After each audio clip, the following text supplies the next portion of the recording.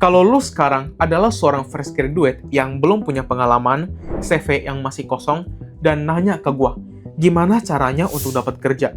Jawaban paling jujurnya adalah, lu nggak akan bisa dapat kerja. Hampir nggak ada orang yang mau jujur soal ini. Nggak bisa kita pungkiri, pengalaman kerja adalah hal paling penting dalam kita mencari kerja. Soalnya gini, lu harus punya POV dari seorang HRD. Coba bayangin ada dua kandidat yang datang ke lu melamar pekerjaan. Kita sebut aja si Andi dan si Aldo. Si Andi datang dengan pengalaman kerja 2 tahun yang relevan dengan posisi yang lu buka. Sedangkan si Aldo datang sebagai fresh graduate yang nggak punya pengalaman sama sekali. Jawab dengan jujur. Kalau misalnya lu dikasih pilihan, lu bakal pilih yang mana? Sudah pasti si Andi kan? HRD juga sama. Buat apa dia milih Aldo yang nggak punya pengalaman sama sekali? Fokus dari HRD adalah untuk nguntungin perusahaan, dan bukan kasih Aldo pengalaman kerja. Dan alasan kedua, yang ini mungkin jarang dibahas sama orang, adalah saat si Andi itu mau masuk di perusahaan yang lama, tempat dia bekerja, sudah pasti ada tes yang sama seperti sekarang. Dan dia itu berhasil buat lolos dan keterima kerja selama 2 tahun.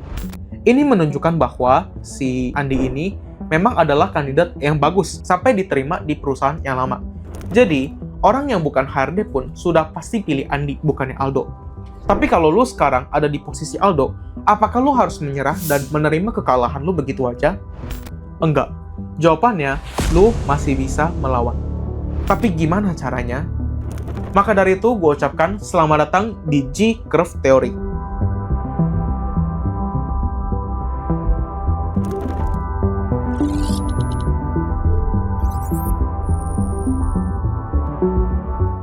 Sekarang bayangin, kalian lagi di Indomaret dan pengen beli saus cabai. Lalu di depan rak, itu ada 5 merek cabai yang dijejer secara bersamaan. Ada sambal merek ABC, Belibis, Indofood, Del Monte, dan Sasa. Kalau misalnya gue kasih lu 3 detik buat lu jawab, mana sambal yang bakal lu pilih? Oke, sekarang gue kasih lu 5 detik lagi buat jawab di dalam hati lu aja. Apa alasan lu pilih merek tersebut?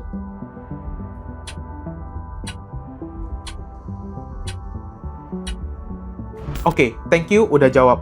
Secara umum, ada 4 faktor orang dalam memilih sesuatu. Faktor pertama adalah karena kualitas, faktor kedua sudah pasti karena harga, faktor ketiga adalah nilai tambah, dan faktor terakhir itu adalah brand. Bayangin lu sekarang adalah saus cabai Del Monte. Gimana caranya orang yang awalnya pilih ABC itu bisa pindah menjadi pilih lu?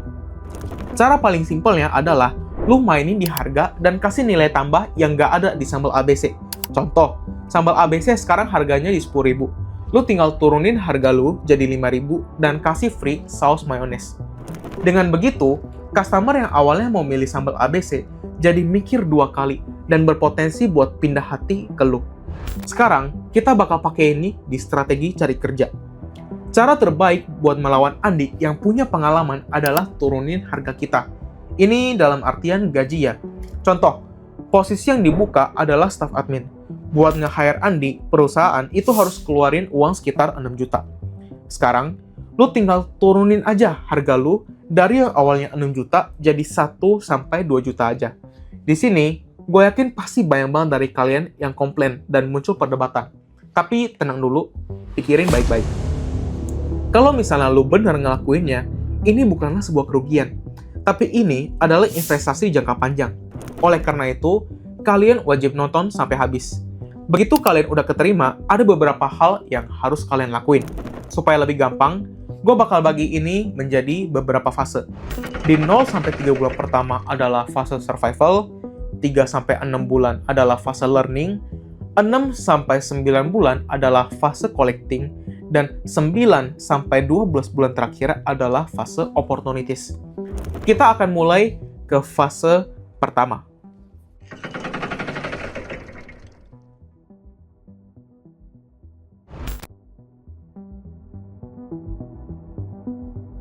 Yang lu harus lakuin adalah siapin medsos khusus untuk pamer semua achievement lu di kantor.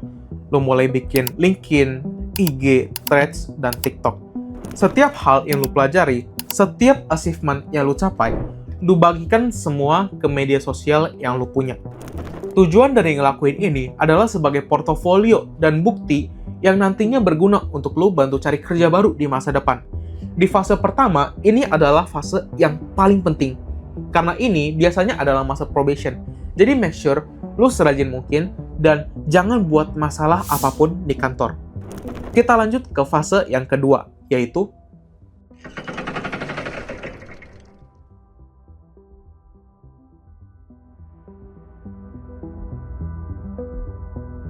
sembari lu share achievement lu di media sosial, di fase ini, lu harus coba kerja lebih keras.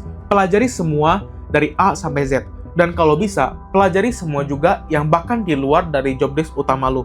Lu harus ingat, lu digaji rendah karena tuker sebagian gaji lu itu untuk ilmu.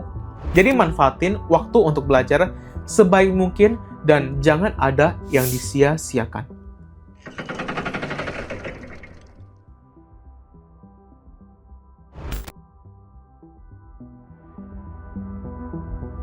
Di fase ketiga ini, waktunya lu attention to the detail.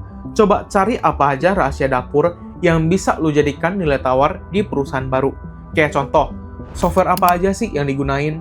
Apa aja sih strategi bisnisnya? Gimana sih laporan keuangannya? Dan bisa nggak dapat data customer-nya? Ya, berapa jumlah karyawannya mungkin juga boleh lu tulis. Semua itu, lu catat sebagai nilai plus yang bisa lu kasih ke perusahaan baru. Kita lanjut ke fase terakhir, yaitu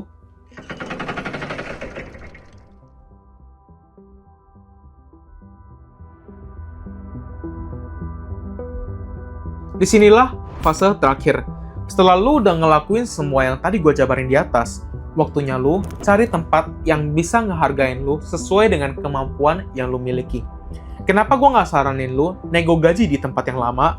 Karena ini, based on my experience, jauh lebih susah lu nego gaji di tempat lama ketimbang lu cari perusahaan baru yang mau ngegaji lu lebih tinggi. Oh ya, by the way, kalau misalnya lu mau tutorial apply kerja yang kemungkinan diterimanya itu besar, lu bisa nonton video yang ini. Komen apalagi keresahan lu tentang dunia kerja, nanti bakal gua buatin videonya dan gua bantu sebisa gua. Thank you teman-teman semua yang udah nonton, semangat cari kerjanya, dan see you di video berikutnya.